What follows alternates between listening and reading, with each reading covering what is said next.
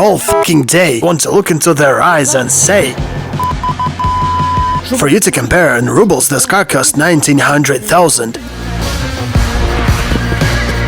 So this car is the Russian Niva from the other universe that actually did it. Yes, absolutely. You're absolutely right. This is the Niva we all deserve. This is the car that was made the proper way.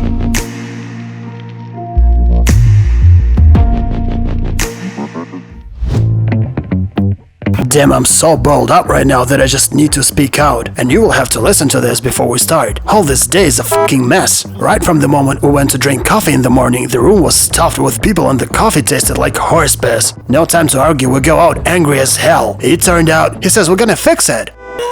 I got a hold of myself and walked away. 40 miles per hour, come on. The whole fucking day, and that's today. And yesterday we've been shooting Bronco for the whole day.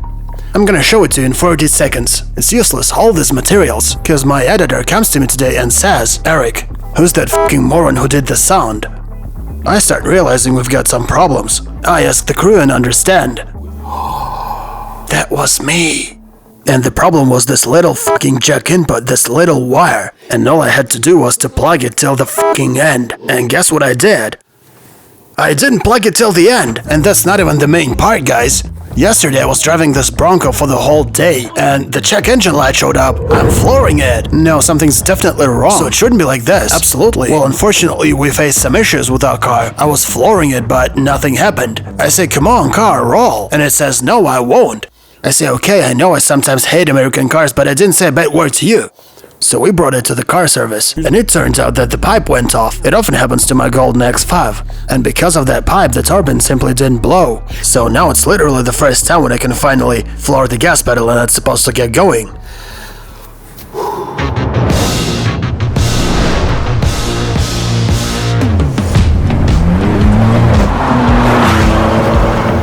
Well, yeah, I did told you.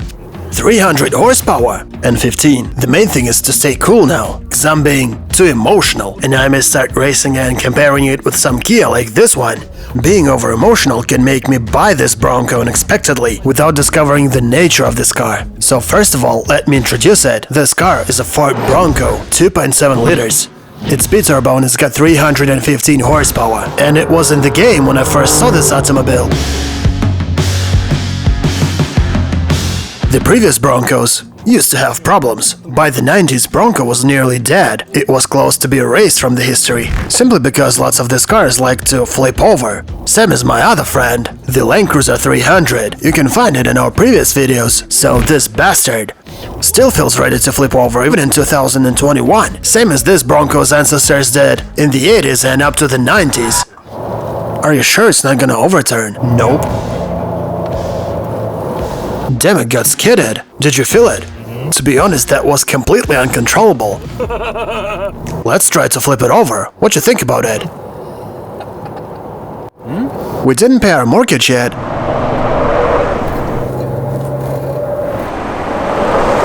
The stabilization system does its job amazingly. It seems to be ready to flip over, but for sure it won't. They were trying to make this car safe for 32 years, god damn it, but they succeeded.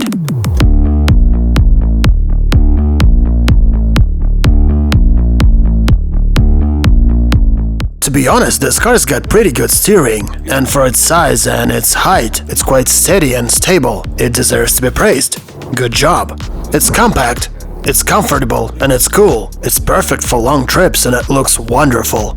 And this 2.7-liter engine is pretty enough for its reasonable weight. The multimedia system is more than pleasing and is quite informative.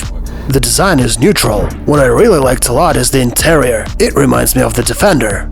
And I'm delighted with all of these buttons. Just look at them, they're amazing.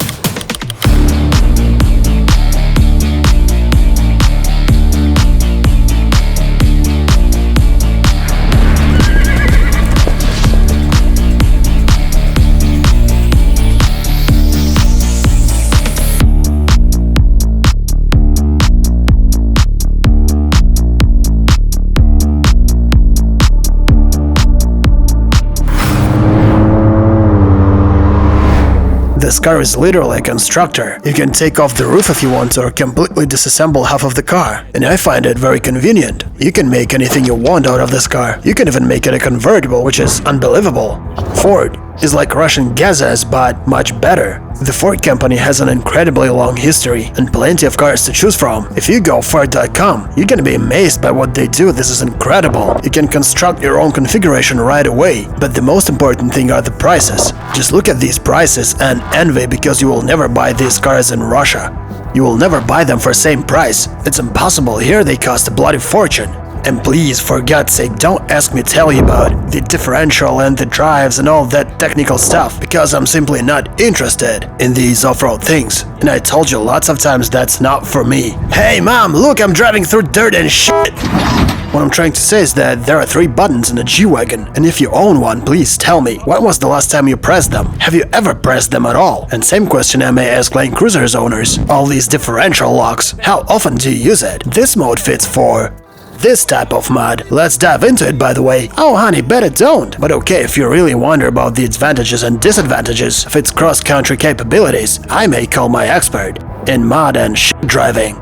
You're welcome, listen attentively. They've got independent suspension, so they're better for fast driving, and I like to feel the articulation of axles and that kind of stuff. I like this dirty driving and things you really hate. What they do is they turn this Baja mode on and do stunts and jumps without a single wheel touching the ground, even though Broncos were not made to survive such type of driving. And another fact about Broncos is that it can't be upgraded endlessly, unlike Wrangler, for example. You can put any size wheels on your Wrangler if you want to, simply because it's got bridges.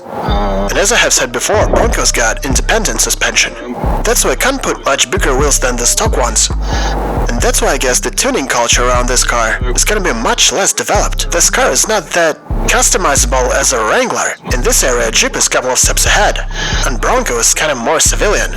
It's more handsome, and yes, you can customize it, of course. You can take off the roof and the doors, and it's got lots of different accessories. You can put this net or make it a convertible, and so on and so forth, but still it's not a Wrangler. So this car is the Russian Niva from the other universe that actually did it. Yes, absolutely. You're absolutely right. This is the Niva we all deserve. This is the SUV our Niva should have become. This is the car that was made the proper way. And with a V8, I'm surprised I have never thought about such a comparison.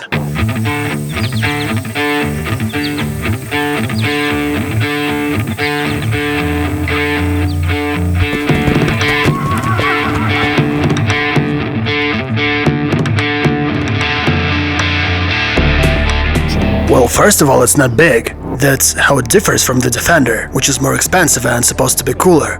But let's be honest, who on earth wants to show up with the Defender? This is the car you should buy.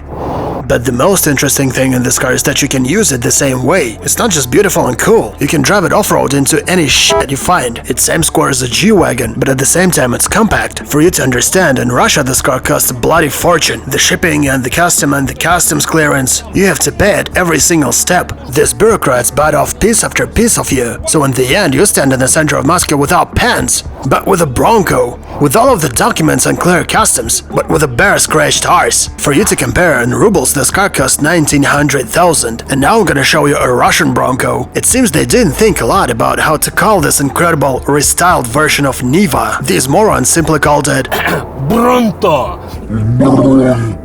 Why the hell should we make new cars if we can simply call them different names? That's fucking genius. And they sell this Niva for 1700,000.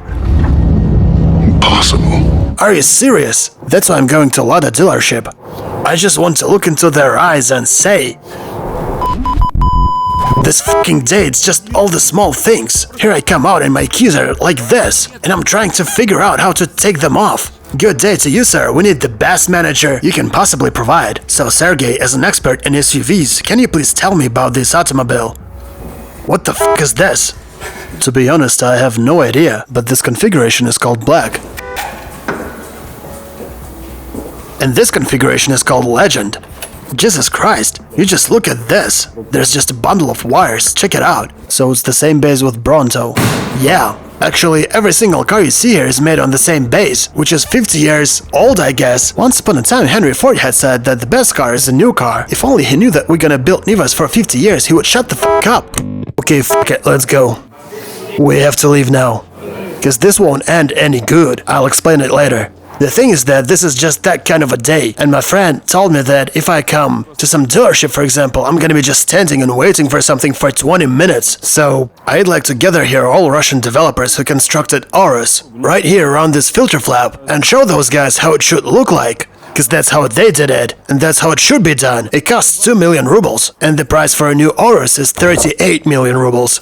Hello guys, the trunk door is actually a pretty funny thing. At least I find it a little bit strange. Cause if you keep this door like this part won't open. If the lower part didn't go till the end, you should first open it all the way there. And only after that, you can get it fully open. By the way, it should be comfortable to shoot from this car. Yeah, if we take this wheel off. No, we're not gonna take it off. If you take it off, you're gonna have a huge black cock sticking out of the door. Exactly, that's exactly what I want to take it off.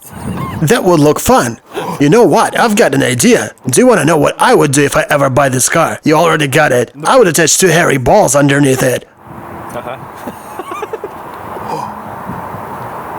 But why didn't they think about it? Okay guys, I don't want to pretend a smart ass and tell things I don't know about this car. What I know is that I like how it looks like, and that's the reason why I never review old cars. I mean classic cars. Simply because there's nothing to tell about. Okay, everyone knows they're beautiful, and everyone likes their appearance, but I don't want it to be the main topic. Technically, those cars are old and they don't show any extraordinary numbers, as well as they don't suggest any extraordinary steering. Okay, imagine a situation when a customer comes to a dealership and wants to get a Bronco, fuck me. Guys, don't ever dare to confuse Bronco with Bronco. Okay, here I am with spare 35,000. Then you should buy yourself a Bronco. I mean 35,000 bucks. Oh, so how can I help you, sir? No, seriously, I really wonder, when people buy an SUV at your dealership, do they really use it to drive off-road? Like 10 out of 10? Of course not. Okay, I can even tell you more. Most of them will never drive these cars off-road. Asphalt only, sure. Okay, look, people buy pickup trucks. Why did you buy yours? Well, I just fell in love with it. I tested that car and it was fast and it was powerful. I just liked it and that's it. And that's the same reason why other people buy it. They simply like it. And if we talk about this particular car, this is a decent competitor to a Jeep Wrangler, which is well known for its off-road potential. So this Ford Bronco is its closest rival. Our American partners told us that it's even more passable than a Wrangler, especially if you drive it on these rocks. Okay man, breathe out, let's get some food.